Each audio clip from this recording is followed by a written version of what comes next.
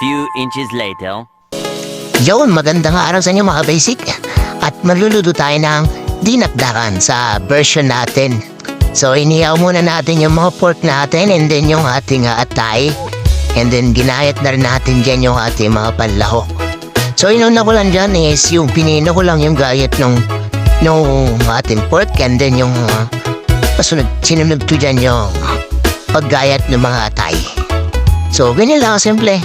Simpleng buhay lang dito sa sa probinsya. Yan. Pansinin nyo guys, pag walang trabaho, ganito lang. Dahil tayo ay nadisgrasya, last day lang.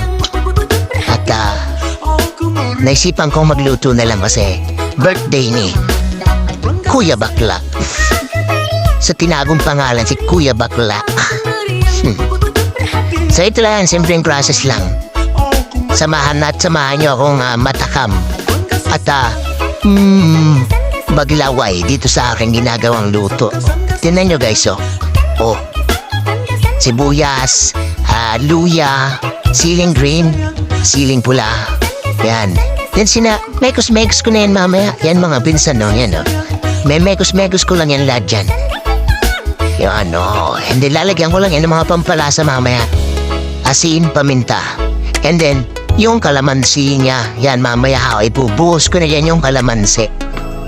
Yan. Ito yung kalamansi, tingnan nyo guys. Yan. So napisa ko na dyan, hindi ko na agad sinama. So siguro mga 10 pirasong kalamansi yan. Dahil marang kalamansi, yan, tingnan nyo naman So nilagyan ko rin nga pala ng suka guys. Hindi nyo lang nakita. Kasi ang hirap pag-video. Pag ako lang. Yan, asin, paminta. And then, sinapot ko nga pala yan guys Akala nyo, ganyan lang yan. Sinapot ko ng konti and then nilagay ko yung huling pang mga sibuyas at luya. Yan. For short, na lang natin. Pinexin na natin video. Kasi sabi nga nila, mas mexing video, mas pinapanood. Ay, salamat nga pala sa mga nanonood sa akin dyan. Sa mga ginagawa kong video.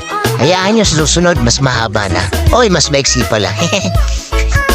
Ayan. Tara, tikman natin guys at sama-sama tayong maglaway. Kayo pala, maglaway kayo. Ayan. Ito ang dinakdakan na version ko. Nakita niyo yung manok na yun? Mamaya kakatayin ko yun. Diba? Tipo, sarap. Pakikita niyo siya yung nungo ko dyan may tapal.